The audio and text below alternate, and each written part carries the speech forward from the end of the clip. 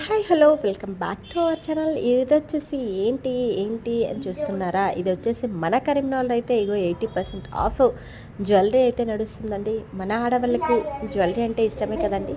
So మీకోసం అయితే మీకు మంచి మంచి జ్యువెలరీ అయితే నేను మీ ముందుకైతే తీసుకొచ్చిన. ఇది వచ్చేసి తిరుమల థియేటర్ ఆపోజిట్లో అయితే ఉంటుంది. And Tirumala theatre opposite we park హోటల్లో దాని ఫస్ట్ ఫ్లోర్లో అయితే ఉంటుంది.